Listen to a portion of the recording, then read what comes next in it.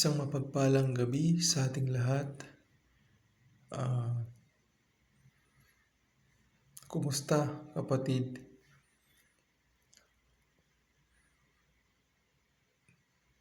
Nagdaranas ka ba ng kapighatian? Magdaranas ka ba ng mga pagsubok o mabibigat na pagsubok na pinagdaraanan mo, kapatid? Lahat po tayo ay nagdaraan ng mga matitindi at mabibigat na pagsubok sa ating buhay dahil ang buhay po natin ay sadyang hindi perpekto.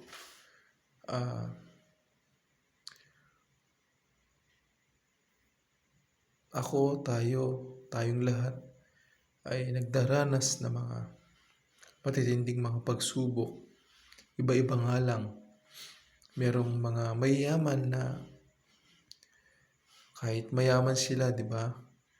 Pero nagkakasakit at nagkakaroon ng problema. At may mga ibang mayayaman na na-stress, nadidepress dahil sa kanilang kung paano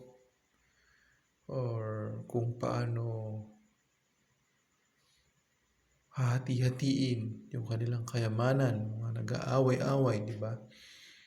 Mga problema sa kahirapan, kagipitan, merong lubog sa utang, merong mga namumblema yung magulang dahil lulong sa droga yung kanilang mga anak. Merong mga pinagdaraanan. Lahat tayo ay may pinagdaraanan. So,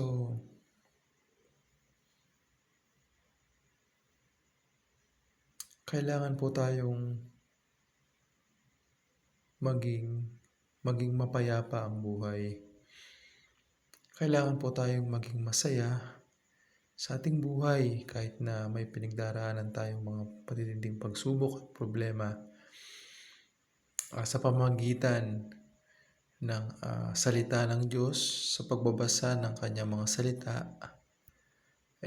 yun po yung tunay na makakatulong sa atin para ma-overcome natin lahat ng mga pagsubok, mga problema na pinagdaraanan natin at magkaroon ng direksyon ng ating buhay, meaning, at makita po natin yung magandang plano ng Diyos sa ating buhay.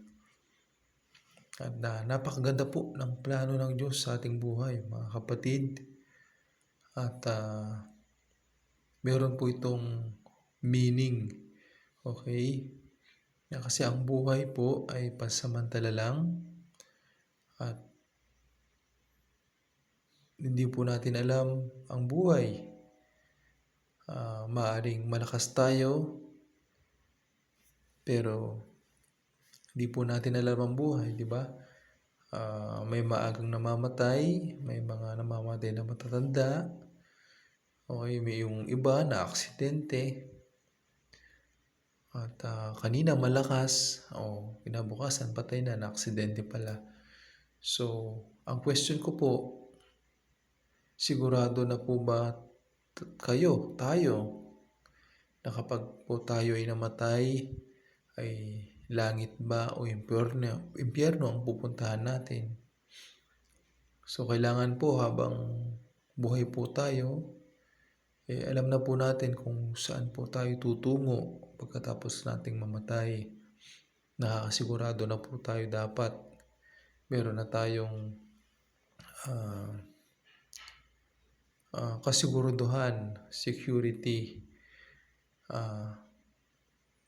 nasa langit po ang punta natin.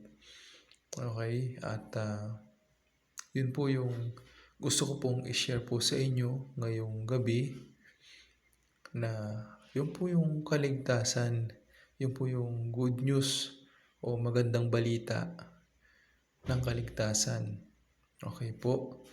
At Huwag niyo po itong mamimiss dahil ito po yung pinakamahalagang desisyon na dapat mong malaman at kinakailangan mong malaman bago mahuli ang lahat. So kapatid, ay inaanyayahan kita na makinig kahit sandali lang para makita natin yung kahalagahan ng kaligtasan. Okay, yung pong buhay na walang hanggan. At kasi kung wala po tayong security, wala po tayong kasiguruhan, panahon na para magkaroon po tayo ng kasiguruhan na sa langit po tayo pupunta, hindi sa impyerno. Alam niyo naman po na hindi po biro ang impyerno, na kapag tayo po ay sarado mo yung pen.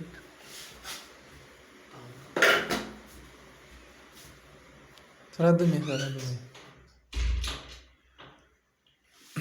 Na kapag tayo ay namatay, kung wala po tayong kasiguruhan, mahirap po yun. Kailangan meron po tayong kasiguruhan na sa langit po tayo mapupunta, hindi po sa impyerno. Kasi po ang impyerno ay walang hanggang paghihirap, walang hanggang kabigatian, walang hanggang pagdurusa. So, hindi po biro ang impyerno, mga kapatid, kasi ihuhulog yung tao dun sa kumukulong asupre at pang walang hanggang paghihirap yon, mga kapatid. Na sobrang init, siyempre, dagat-dagatang apoy, ba? Lulublob yung buo mong katawan, di ba? Panghabang buhay, di ba? So, imaginein po natin yun, napakahirap. Kaya mga kapatid, ito po yung time para pagbulay-bulayan natin ang salita ng Diyos, yung kanyang pagliligtas sa araw na ito. Sige po,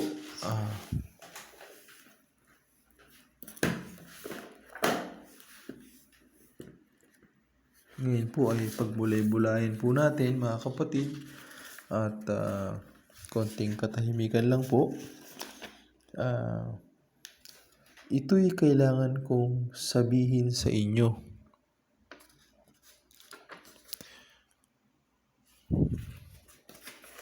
Ito'y kailangan kong sabihin sa inyo. Ako'y may alam na isang kahangahangang bagay na kinakailangan kong sabihin sa iyo. Ito ay napakahalaga at maaaring mapagbago nito ang buong kinabukasan mo tulad ng nagawa nito sa akin.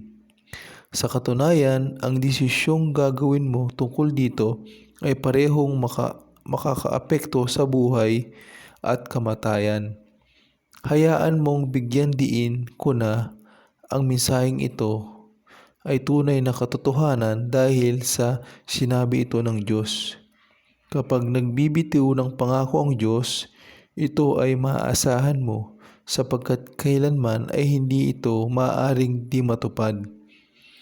Hindi gagawin ng Diyos na paniwalain ka sa mensaheng ito. Yan ay sarili mong kagustuhan, ngunit ikaw ay papanagutin niya sa dahilang narinig mo ito.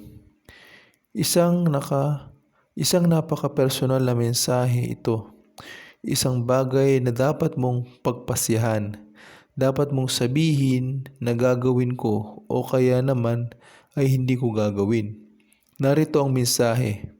Ito ay eksaktong pangungusap mula sa salita ng Diyos, ang banal na Biblia. Sabi sa John 3:16, sapagkat gayon inibig ng Diyos ang sanlibutan na ipinagkaloob niya ang kanyang buktong na isinilang na anak upang ang sinumang sumampalataya sa kanya ay hindi dapat mapahamak kundi magkaroon ng walang hanggang buhay. Narinig mo na ba ang mga kahangahangang salita? Pag-isipan mo ng ilang sandali ang sinabi ng mga ito. Tatlong kagilagilalas na katotohanan ang ipinapahayag ng mga ito. Una, gayon inibig ng Diyos ang sanlibutan. Dahil sa nasa sanlibutan ka, ikaw ay inibig niya. Kung hindi ito nakakagulat sa iyo, alalahanin mo na nang ikaw ay inibig ng Diyos, isang makasalanan ang inibig niya. Sinabi ng Biblia na lahat tayo ay nagkasala. Sabi sa Romans 3:23, sasang-ayon ka kung ikaw ay isang taong tapat? Kahit na iniibig ka ng Diyos, kinapupuotan pa rin niya ang iyong kasalanan.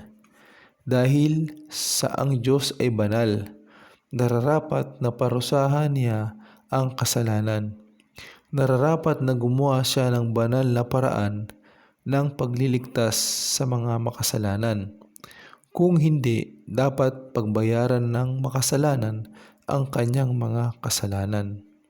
At ito ay nangangahulugan na pagpapalipas ng buhay na walang hanggan sa impyerno, sabi sa Pahayag 20:15.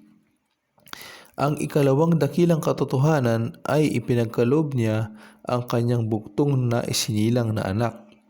Gayon ka inibig ng Diyos kung kaya't isinugo niya sa lupa ang kanyang anak upang maging tao at mamatay sa krus ng Kalbaryo nang sa gayon ay mailigtas ka. Dapat na may magbayad sa parusa ng kasalanan. Maaring ikaw o isang kahalili na walang bahid ng kasalanan. Ipinagkaloob ng Diyos ang kanyang anak na si Hesukristo na walang bahid ng kasalanan upang maging iyong kapalit. Ibinuhos niya ang kanyang dugo nang sa gayon ay maalis ang iyong mga kasalanan, nang sa gayon ay magkaroon ka ng walang hanggang buhay. At ngayon, ang ikatlong napakalaking katotohanan ay ang sinumang sumampalataya sa Kanya ay hindi dapat mapahamak, kundi magkaroon ng walang hanggang buhay. Pag-isipan mo ito, ipinagkakaloob ng Diyos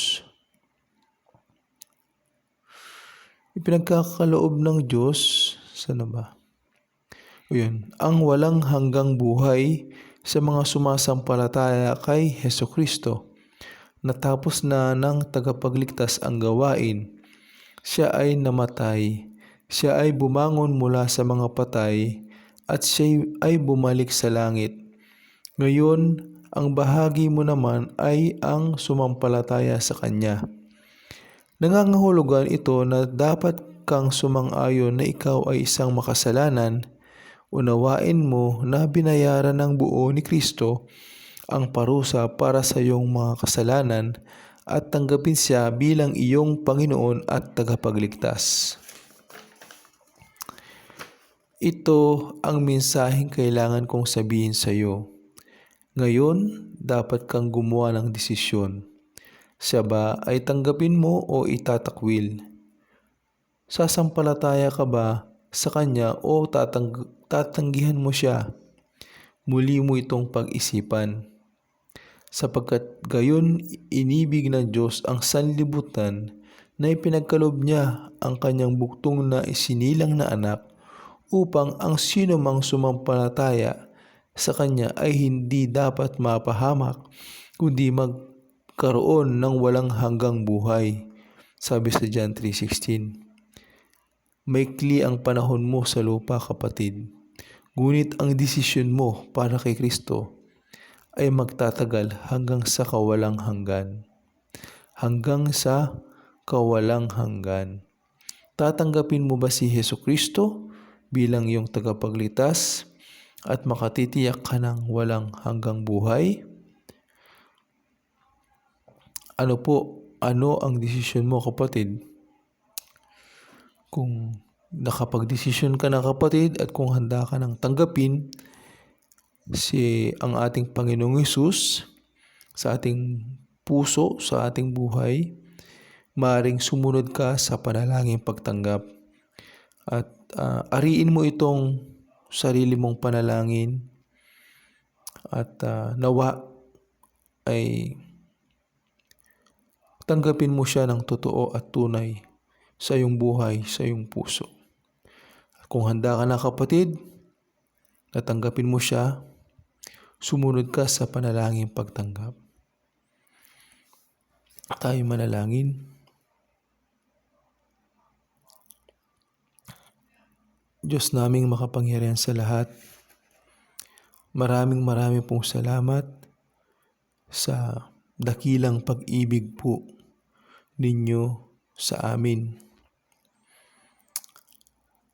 Salamat po, Panginoon, sa gabing ito na nangusap ka sa akin.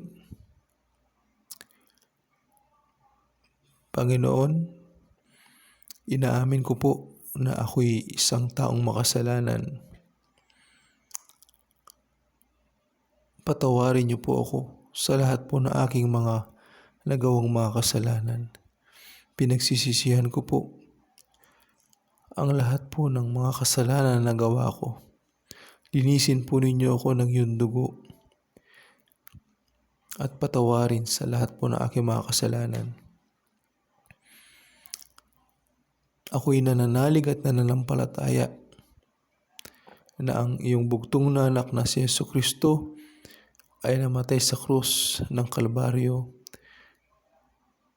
at nabuhay ng agmuli pagkatapos ng 3 araw para tubusin ako, para pagbayaran ng aking mga kasalanan at bigyan ako ng buhay na walang hanggan. Ngayon, binubuksan ko ang aking puso. Inaanyayahan kita, Panginoong Hesus, pumasok ka sa aking puso, sa aking buhay. Panginoong Hesus, tinatanggap kita bilang aking Panginoon at tagapagligtas ng aking buhay. Ako'y sumasampalataya at nagtitiwala na kayo po ang aking tagapagligtas na namatay sa krus ng Kalbaryo para pagbayaran ang aming mga kasalanan, tubusin kami at bigyan kami ng buhay na walang hanggan. Maraming po salamat, Panginoong Hesus. Salamat po sa buhay na walang hanggan na ibinigay po ninyo sa akin. Panginoon, kayo po ang manguna sa aking buhay mula ngayon. At kayo po ang patuloy na maghahari. Ito po ang aking dalangin sa pangalan ni Jesus na aking Panginoon at tagapagligtas na aking buhay. Amen. Kapatid,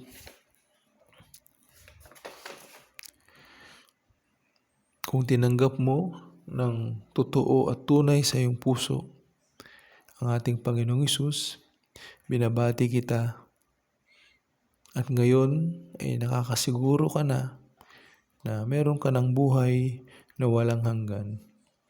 At ngayon, ikaw na ay isang bagong nilalang, wala na yung luma mong pagkatao at nilinis ka na ng dugo ng Panginoong Hesus. At nawa, huwag mo nang balikan yung mga dati mong gawi, yung mga kasalanan na nagagawa mo. Alam ko na hindi ito madali, pero in the process, proseso ito. Unti-unti na babaguhin ka ng ating Panginoong Hesus. At kailangan mo ring tulungan ng iyong sarili para pagtagumpayan lahat ng mga makasalanang gawain o makasalanang gawi natin. Tayo'y bagong nilalang na at iwasan na nating magkasala at kung ano man yung mga dati nating gawi na magkakasala. So, layuin na natin at magbagong buhay na tayo. Sa pamamagitan ng pagbabasa ng salita ng Diyos, pananalangin, at pagsunod sa kalooban ng Diyos sa kanyang mga utos, unti-unti po tayong nagkakaroon ng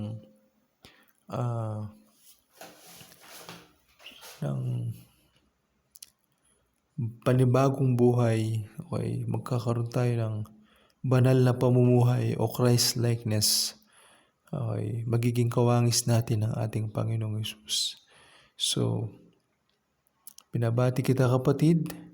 Meron ka ng bagong buhay na kasama ang ating Panginoong Hesus. Hindi lang yun. Meron na tayong buhay na walang hanggan at nakakasiguro ko na kapatid na kapag ikaw ay namatay o tayo ay namatay, meron na po tayong buhay na walang hanggan. At biyaya po ito. Ito'y biyaya ng Diyos sa atin. Hindi ito sa sariling gawa natin, kundi sa biyaya lang po ng Diyos na nakamit po natin ang buhay na walang hanggan. So maraming salamat kapatid. Magpatuloy tayo sa Panginoon. At sa pagpapatuloy ng iyong buhay kapatid, nawa magbasa ka araw-araw ng Biblia, ng salita ng Diyos. Manalangin ka lagi, ano man yung pinagdaraanan mo, pinagdaraanan natin, ipag-pray natin sa Panginoon. At magpatuloy tayo, okay, sa pagsunod natin sa Panginoon sa pamagitan ng pagsunod sa kanyang mga utos, sa kanyang kalooban, sa kanyang layunin sa ating buhay. Merong magandang plano ang Diyos sa buhay mo kapatid, magpatuloy ka at sundin mo ang bawat salita ng Diyos. O isa pamuhay mo, isa pamuhay natin kapatid. Sumunod tayo sa Panginoon. Ano man yung problema mo, ano man yung problema natin kapatid, susolusyonan ito ng Panginoon. Natutulungan tayo araw-araw ng Panginoon sa ating mga pinagdaraan ng problema. Kasi ang buhay dito talagang punong-puno ng problema. Kapag pasamantala lang naman tayo dito di ba? Pero yung buhay na walang hanggan, dun talaga tayo. Dun yung perpektong buhay na ibinigay ng Diyos para sa atin. Kasi dito imperfect makasalanan ng mundo. At maraming taong makasalanan. Kaya kapatid, ibahagi mo rin ito sa iba. Okay? At mag-share ka ng kaligtasan, okay, sa mga taong kakilala mo, mga mahal mo sa buhay. I-share mo yung pagliligtas ng Panginoon. So, binabati kita kapatid at isang magandang gabi sa iyo. Pagpalain ka ng Diyos. Salamat.